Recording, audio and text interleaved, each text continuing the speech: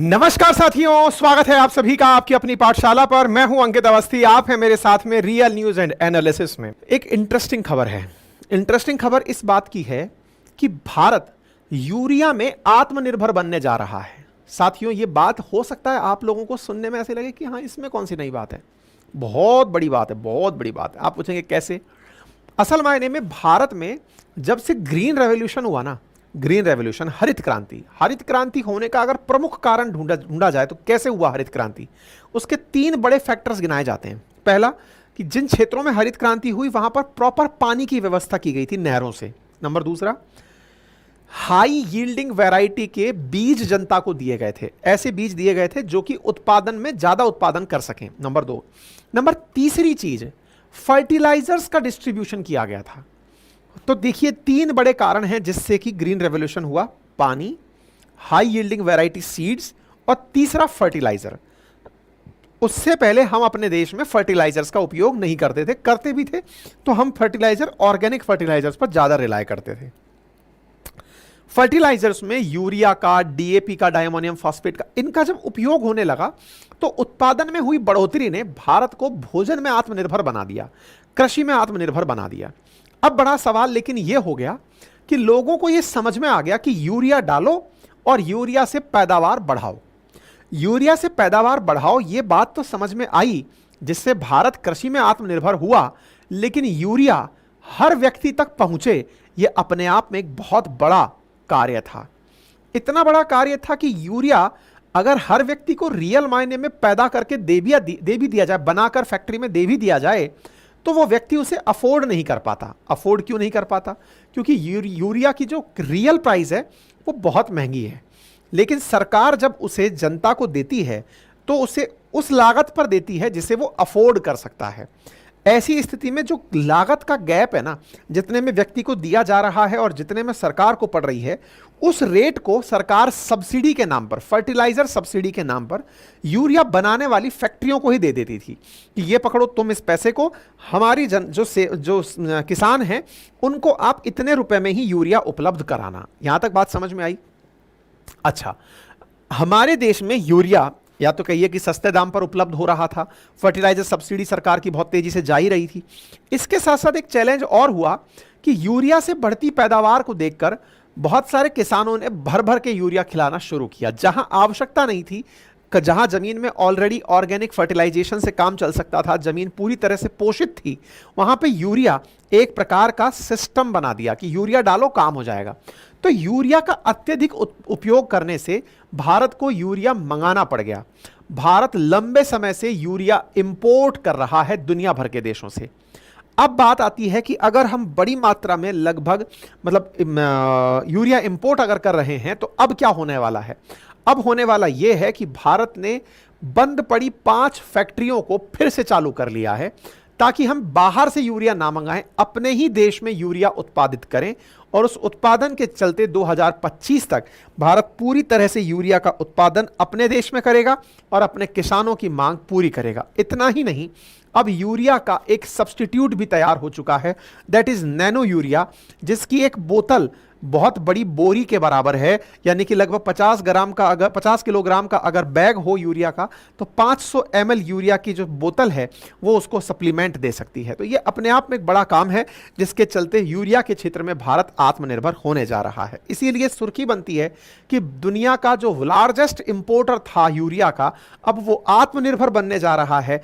क्या मायने हैं मनसुख मांडविया जी, जो कि रसायन और उर्वरक मंत्री हैं, उनके इस बयान के, जब वो कह रहे हैं कि 2025 के अंत तक हम पूरी तरह से आत्मनिर्भर हो जाएंगे। ना केवल इसमें, बल्कि हम लिक्विड डायमोनियम फास्फेट के केस में भी ऐसा ही करेंगे। हाल ही में पीटीआई दिए गए इंटरव्यू में उन्होंने नैनो यूरिया का और नैनो डीएपी का भी जिक्र किया। साथियों, इफ्को के द्वारा हाल ही में नैनो यूरिया का इजाद किया गया है। अब ये नैनो यूरिया क्या है, बड़ी इंटरेस्टिंग चीज है, मैं आपको बताता हूं। 50 किलोग्राम यूरिया का अगर बैग हो तो 500 ml नैनो यूरिया उसको रिप्लेस कर सकती है। अब ये क्या है? आप ऐसे समझिए कि यूरिया में जो भी कंपोनेंट डले हैं वो कंपोनेंट एक ही बोतल में लिक्विड फॉर्म के अंदर डाल दिए। अब आप उस बोतल को पानी में मिलाकर उसे स्प्रे करके पत्तों पर डालकर पौधे को कंज्यूम करा सकते हैं। देखो, इंटरेस्टिंग बात समझो, जो यूरिया इसमें होता है वो दानेदार होता है, उस दानेदार यूरिया को खेतों में डाला जब जाता है ना, तो वो जमीन पर यूरिया की जो गोलियां हैं वो गिरती हैं, छोटी छोटी सी वो गिरती हैं जमीन में। जब उसके बाद पानी दिया जाता है तो पानी के माध्यम से वो जमीन के भीतर जाती हैं, जमीन के भीतर जाती हैं। जमीन के अंदर कई बार ऐसा होता है कि यूरिया के जाने से बारिश के पानी में कई बार वो यूरिया बहकर बाहर चला जाता है। कई बार आपने देखा हो ना, खेतों में पानी भरे तब तक तो ठीक है, पानी बहने लगे तो वो यूरिया बहकर चला जाता है। और अगर आप पर्यावरण की एक समस्या जानते हो जिसे यूट्रोफिकेशन कहते हैं, अगर आप लोगों ने पढ़ी है यूट्रोफिकेशन, सुपोषण जिसे कहते हैं, कि जो खेतों के आसपास बने हुए बहुत सारे तालाब हैं उसके अंदर खरपतवार के रूप में, जलकुंभियों के रूप में खरपतवार का जो उग जाना होता है वो क्यों होता है?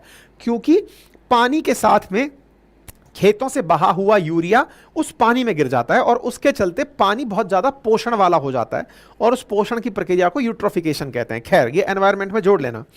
सरकार ने जो इफ्को ने हाल ही में बनाया हुआ यूरिया का ये बोतल है, इसकी खासियत यह है कि आपको इसको जमीन पर डालना ही नहीं है, इसका स्प्रे तैयार करना है। स्प्रे तैयार करना है, जैसे आप स्प्रे जब यूज करते हैं तो स्प्रे की बोतल को या फिर परफ्यूम को आप अपने कपड़ों पर लगाते हैं, कपड़ों से खुशबू आपको पहुंचती रहती है, आप खुशबू के लिए ही स्प्रे लगाए थे।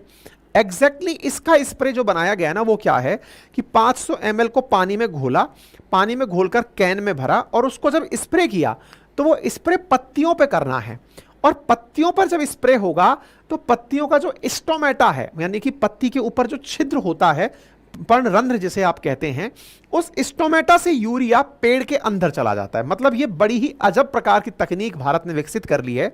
जो यूरिया जमीन पर डालना पड़ता था, पानी से बह जाता था, प्रॉपर तरीके से जमीन को भी प्रदूषित करता था, अब वो अगर पौधे को ही जरूरत के हिसाब से खिला दिया जाए कि ये पकड़ भाई, स्प्रे कर दिया पौधे के ऊपर। और उसको करने के लिए क्या करना है, किसान बस उसको स्प्रिंकलर के रूप में बस डालता जाएगा और ऐसा करने से यूरिया पौधे तक पहुंच जाएगा। इस प्रकार का एक स्प्रिंकलर रखना है और वो यूज करने से में आ जाएगा। मतलब आप समझिए 2 से 4 ml आपको यूरिया यूज करना है 1 लीटर में।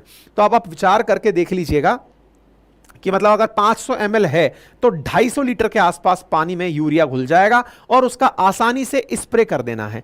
हाँ, स्प्रे में ध्यान ये रखना है कि पत्ती के ऊपर से जो ओस है ना वो सूख चुकी हो, क्योंकि जब पत्ती पर ओस है तो इसके स्टोमेटा पर पानी आया हुआ है, तो उसको कवर करने के लिए उसको सूख जाने दो, उसके बाद स्प्रे करना है।